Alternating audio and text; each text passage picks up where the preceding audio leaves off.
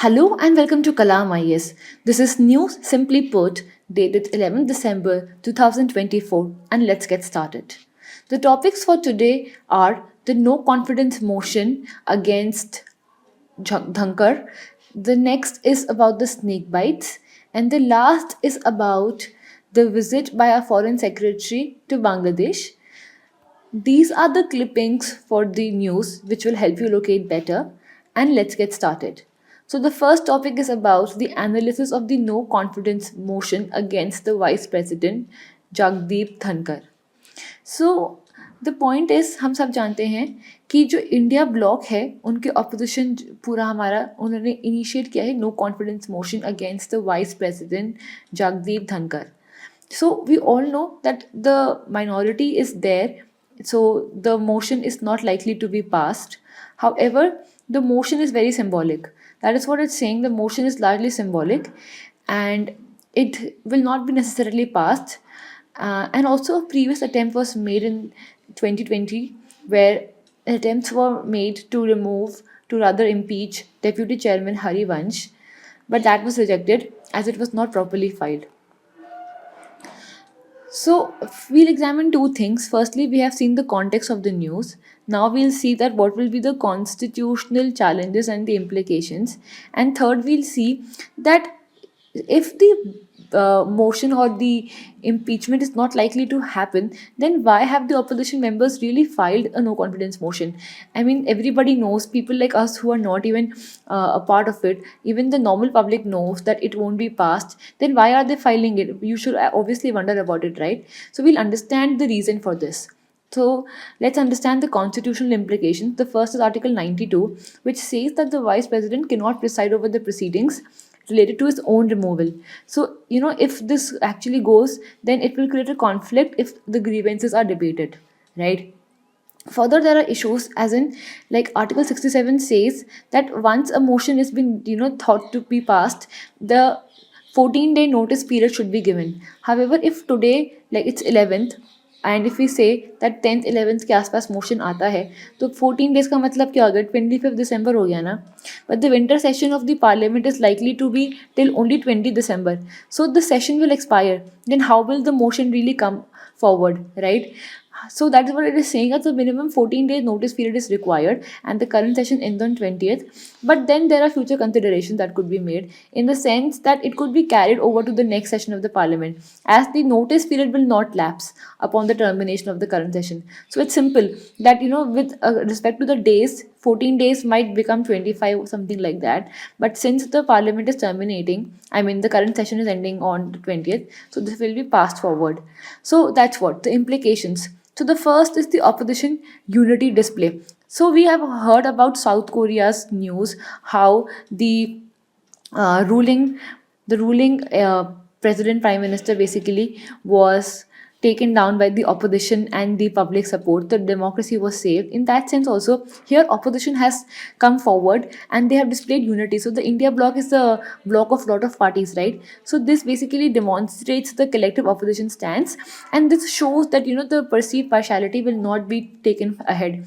So in this case, it is a good stance and the protection of a democracy and the upholding the democratic principles. Similarly, now Rajya Sabha has been used in the sense of a communication platform, as it has become a channel for voicing grievances, and this also ensures that the accountability of the ruling party has been ensured. In the sense, like we always heard that there are legislative tools with respect to no confidence motion, with respect to question hour, with respect to parliamentary committees. So these basically bring accountability. So in that sense, this has been rightly upheld, right? Also, there are authority challenges. So this questions the leadership precedent, and this will also test the institutional boundaries. So in a lot of sense, it has a significance because of various factions. First factor is the Lok Sabha and the parliament itself. Right. So parliament के effective functioning के लिए बहुत सारी चीज़ें ज़रूरी हैं। एक तो रूलिंग पार्टी, एक ऑपोजिशन पार्टी, एक पार्लियामेंट इटसेल्फ। तो पार्लियामेंट में नो कॉन्फिडेंस मोशन अगर हम लेकर आते हैं तो लेजिस्लेटिव टूल्स का अच्छा यूज़ हो रहा है और अकाउंटेबिलिटी आ रही है, राइट। ऑपोजिशन पार्टी की अगर हम बात करें तो उन्होंने काफ़ी यूनिटी दिखाई है, तो डेमोक्रेटिक प्रिंसिपल्स को भी वो लोग प्रोटेक्ट करने के लिए सामने साथ आ रहे हैं, आगे बढ़ रहे हैं, तो इससे ऑपोजिशन पार्टी का भी रेलेवेंस बढ़ रहा है। When it comes to the ruling party, right, तो रूलिंग पार्टी के लिए भी बात है कि आपकी जो अथॉरिटी है वो अनक्वेश्चन नहीं रहेगी। अगर आपकी लीडरशिप में कुछ बात है तो उसको क्वेश्चन करने की बात की जाएगी। सो जो कभी कभार डर लगता है ना कि क्या हमारी डेमोक्रेसी रियली डेमोक्रेसी है, क्या वो और किसी शेप में जा रही है कि नहीं जा रही है, so this will actually bring things on the ground, right. Similarly spotlight भी आएगा, it brings controversy to the forefront. And of course आज और हम इन सारी बातों पर डिस्कस कर रहे हैं तो आजकल लोग भी जागरूक होंगे, आगे they will make a debate and discourse about it, and there is a lot of perception management. So when government is being question in such a way, right, जब आवाज़ें उठती हैं तो भले ही उनका इम्पीचमेंट ना भी हो, बट कल को लोगों के दिमाग में एक इमेज रहेगी कि हाँ, लोगों को प्रॉब्लम रहती थी, पहले भी इम्पीचमेंट मोशन आया था, probably the accountability is not being established और is the really credibility. So accountability perception तो चेंज होता ही है, और ट्रांसपेरेंसी को भी इवैल्यूएट करने के लिए अगली बार से हम कान खड़े होकर खड़े रहेंगे कि चलो let's take even on a deeper scale. And opposition की पोजीशन तो डेफिनेटली स्ट्रेंथन होती ही है, so in that sense they become more politically relevant. So in this case, it has a long-term impact on the parliamentary practices and in terms of the, accountability that is in place. And this will impact the political dynamics because the opposition is being strengthened. And this also brings an impact on the governance. Things will not be going forward, partial, or they will not be lopsided. They will not be one-sided. So in that sense, the democracy is being upheld, and this is the essence of the article. Going forward, India's engagement with Bangladesh, political turmoil and diplomatic relations. This also came in the Indian Express Explain session. So the context is that the Foreign Secretary Vikram Misri, he visited Dhaka, and this basically shows that New Delhi or India is basically willing to engage with the regime that has followed after Sheikh Hasina's fall. So we all know that around August September Sheikh Hasina जी को बांग्लादेश से जाना पड़ा, and student protest इतना बड़ा हो गया था कि इतने समय से जो उनकी सरकार थी वो एक्चुअली सरकार गिर गई। तो उसके बाद काफ़ी सारा कम्युनल वायलेंस भी हुआ, पॉलिटिकल अनरेस्ट भी हुआ, एंड काफ़ी ज़्यादा माइनॉरिटीज़ के अगेंस्ट भी वायलेंस हुआ। तो थोड़ा इंडिया और बांग्लादेश में ट्राइस थोड़े से स्ट्रेन हो गए थे due to the rising uprising. And अभी रिसेंटली भी जो उनके इस्कॉन के एक मॉन्ग थे दास करके, उनको भी हमने अगेंस्ट एक्शन लिया था। So the ties were severely affected in that sense. However this recent visit shows that despite all this we are willing to engage, right? So despite the chaos that has happened, in fact the chaos was so much that it was not only a violence against her but also the bureaucrats and intellectuals. So that is what it was being said, and the violence was also targeted, vandalism of property, and everybody who was related with Hasina's regime, they were targeted. So in that sense it is talking, and it's also talking about how grim was the reality. Like I said before, that there were attacks on Hindu community, communal violence was there, and attacks also on Indian diplomatic premises. तो this is important because हसीना के against है ना वो, and Sheikh Hasina और India का काफ़ी आपको पता है बॉर्न हो भी रहा है, बिकॉज उनकी पूरी फैमिली जो है अवामी लीग की इंडिया के सपोर्ट से ही चीज़ें 1971 में हुई थी। तो काफ़ी ज़्यादा वार्म रिलेशनशिप थे, एंड अभी इंडिया ही आई वो, तो इसलिए इंडिया के इस्टेब्लिशमेंट्स की तरफ भी काफ़ी ज़्यादा एंगर डायरेक्टेड था। सो इसलिए काफ़ी ज़्यादा पोलिटिकल रिटेलिएशन हुआ, अरेस्ट हुए, एक्विजिशंस भी हुए थे, एंड माइनॉरिटी प्रोटेस्ट्स भी हुए बिकॉज ऑफ दिस। एंड आप एक रिसेंट में एक लॉयर की भी डेथ हो गई थी वहाँ पे, तो जर्नलिस्ट, लॉयर्स वगैरह काफ़ी ज़्यादा एक्सट्रीम में सिचुएशन हो गई थी। तो now in such a situation with the background being so hot, now that the government of India is basically sending the foreign secretary and meeting, so it basically shows that okay, whatever it is, we are willing to basically deal with the other side. However, it was said that जो वहाँ के मोहम्मद यूनस हैं, उन्होंने यही बोला कि यार we do appreciate, but then since it's an internal matter, we would request no more interference, because even the similar thing India also says when it comes to their internal matter with respect to minorities, and when US basically puts forward a voice. So US, Bangladesh is also putting the same kind of a logic that this is how we want our internal matters to be not being interfered by the external powers, as you do in your case. सो यही है। लेकिन India का concern रहा है कि about the minority safety, and Yunus का वही request रहा है to not have internal matters के बीच में इंटरफेरेंस। सो बेसिकली ये थोड़ा सा अभी सिचुएशन टू वॉच फॉर है। This is just a development that came forward. Going forward, our goals will be to have constructive engagement, where there are people centric engagement, and development partnership तो हमें continue करनी ही पड़ेगी. So that is it for this article. Next is about the snake bite management. तो अभी basically एक news आई है explained में कि इंडियन जो हेल्थ मिनिस्ट्री है वो चाह रही है कि स्नेक बाइट को एक नोटिफाइबल डिजीज़ बनाया जाए, right.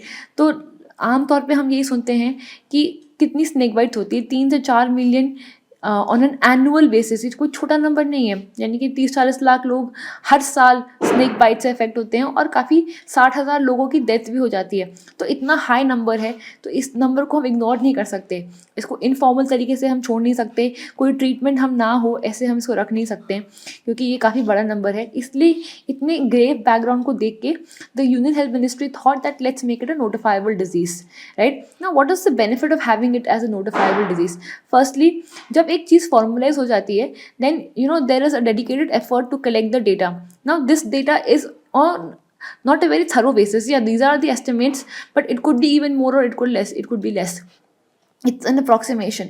So firstly, you get an idea of proper data, you do surveys, then there is a proper budget allocation. एक बार हमें पता है कि ये चीज़ सिचुएशन इतनी ग्रेव है, budget allocation होता है, and all of that is on a very organized basis.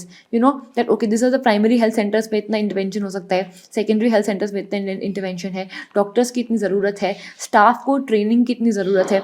So a system becomes really organized and systemized. So in that sense, it's important to notify it as notifiable disease, right? That is what it is saying, that a national action plan for snake bite envenoming भी आएगा, जहाँ पे M यही होगा कि 2030 तक जितनी भी स्नेक डेथ्स हो रही हैं 60,000 के आसपास, वो आधी होकर 30,000 के आसपास हो जाए, right. And NAPSE supports the classification of snake bites as a notifiable disease, further strengthening data collection and resource allocation, right? Like I said, right. So medical significance क्या है? So basically इंडिया में ऐसी country है कि हमारा tropical, almost tropical and सब tropical environment climate रहता है. तो 310 जो कि हैं टाइप ऑफ स्नेक्स यहीं मिलते हैं, and they are native to India. जो बाहर से आए हैं वो तो अलग ही हैं, एंड इसकी वजह से 66 तो आराम से ऐसे जहरीले साफ होते हैं, और उसमें से बाकी 23 को तो बहुत ही ज़्यादा मेडिकली इंपॉर्टेंट भी कंसिडर किया जाता है. तो इतना ज़्यादा हमारे पास थ्रेट है, right? So that is why it creates an issue where we should pay attention. In fact, there are certain 4 species of snake that are the most prevalent and the most responsible for snake bite incidents. These are cobra, common krait, Russell's viper and saw-scaled viper. ये बहुत commonly, cobra तो हर किसी ने सुना हुआ होता है. कितनी बार हम ये भी देखते हैं कि कभी कभार हमारे घर में आ जाता है. ये जो सारी लो लाइंग एग्रीकल्चरल एरियाज़ हैं हमारे, Bihar, MP, UP for that matter, Andhra Pradesh में भी, गुजरात में भी, ये सारे जितने भी लो लाइंग एरियाज़ हैं, यहाँ पे स्नेक्स का प्रिवेलेंस काफ़ी ज़्यादा रहता है. सो इसमें चैलेंजेस क्या हैं? चैलेंजेस यही हैं कि अब किसी को स्नेक बाइट हो जाएगा, पता ही नहीं चलेगा कहाँ डॉक्टर के पास जाना है. जनरली लोग क्वैक्स के पास जाते हैं, ये ट्रेंड नहीं होते, और कभी कभार ये भी फ्रॉड होते हैं. They basically pretend to know things, but in actuality they are not very trained to handle with such skill and with such care, such treatment facilities. And basically alternate treatments पे इसका ज़्यादा भरोसा होता है. We don't seek any formal treatment because ऐसा कुछ system है ही नहीं. So ये एक्सेस भी बढ़ेगा एंड सिस्टम को डिफाइन करने की फॉर्मुलाइजेशन भी बढ़ेगी. Health care training and staff, like I said, ये तो सिस्टम की बात हो गई, लेकिन सिस्टम में लोग कैसे हैं, उनके लिए भी सिचुएशन है या नहीं, तो उनको भी ट्रेन करने की ज़रूरत है. उनके लिए हम एक प्रोटोकॉल बनाएंगे, साथ में डायग्नोसिस करने की ज़रूरत है.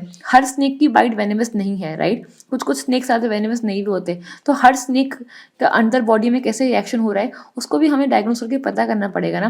पता चला हर किसी इंसान को स्नेक बाइट हो गया, वो डॉक्टर के पास जा रहा है. वैसे भी इंडिया में डॉक्टर्स, आपको पता है, 1:1500 का रेशियो चलता है, जबकि WTO कहते हैं 1:1000. तो ऑलरेडी प्रेशर बनेगा अगर ये सारी भी चीज़ें आएंगी. सो we'll include diagnosis, treatment protocols, there's going to be anti-venom availability. Now the point is that south के जो snakes होते हैं वो थोड़े अलग होते हैं क्योंकि वो ट्रॉपिकल environment में रहते हैं, लेकिन the snakes of the north, they are kind of in a subtropical environment. So the kind of anti-venom that is made for the southern snakes, that is very different as compared to the anti-venom of the north, and its effectiveness also changes. Like you heard for vaccines, right? Some vaccines are very good. I think with respect to TB or measles, these vaccines are basically made for the developed countries and their environment and their climate, which is relatively cold. And some of them, the BCG vaccine in particular, that doesn't have a lot of effectiveness in the equatorial countries, right? Because the effectiveness of a vaccine changes as the climate and the geography of the area changes. Similarly, the antivenom that we have, that also varies. The effectiveness of it varies with respect to the snake species and with respect to the geography. So जब हमें इतनी detailed हमें snake की चीज़ों पे फ़र्क पड़ेगा, जब हमने इतना डेटा कलेक्ट किया होगा, जब हमने इस स्नेक के बारे में एनालिसिस करी होगी, that is when exactly we can figure out that what will work for what. So that is why if you don't notify it as a disease, all this effort will not happen, right? And of course you need an R&D to produce new kind of antivenoms once you realize that there's a limit to which the old antivenoms can work for some number of diseases, right? And you need to neutralize the antibodies. So in that sense you need to have an increased antivenom availability, and all this is more prevalent in the regions like I've said. So these are basically the challenges with respect to the current scenario, right? Going forward, there is a need for call to action, right? Like I said, data collection will improve. Once that is in place, a budget can be allocated, then you can allocate the resources also, and therefore a collaborative effort can also come in place, not just in terms of the hospitality but also in terms of community effort and support. Once the right amount of awareness is being created, once there is a once there is a system in place with respect to the notification, so altogether this will help to create a safer environment, right? So this is the question for prelims that we had taken yesterday, and I wanted you to solve it by yourself. So I will be happy if you post comments in the chat box below, so that I can understand how much you are able to catch up with the tricks we're talking about. So let's discuss this question. India does not import apples from USA.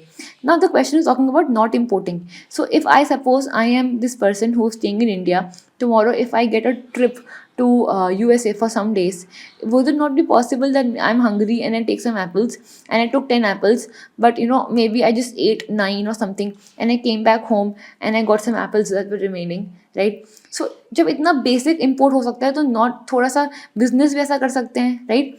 When a person as me and you can do such a very simple thing, then why the business can't do, right? So this is such an extreme statement that does not import apples. This doesn't stand by the logic of common sense. So this is obviously wrong. And when statement one is wrong, this is the only option that is left, because her statement one को correct बोल ही रहा है, तो D तो automatically आ जाएगा, right? So these are the easiest kind of statements and questions, and that actually appeared in 2024. So it looks as if at the outset that, oh my god, now do we have to study about agriculture? But in a sense, it's very easy if you use a common sense. So this is how it is. Let's go to the next main part. Discuss the role of vice president as the chairman of Rajya Sabha. So this is also there. Please write on Telegram and send us your feedback. That is it for today. Thank you and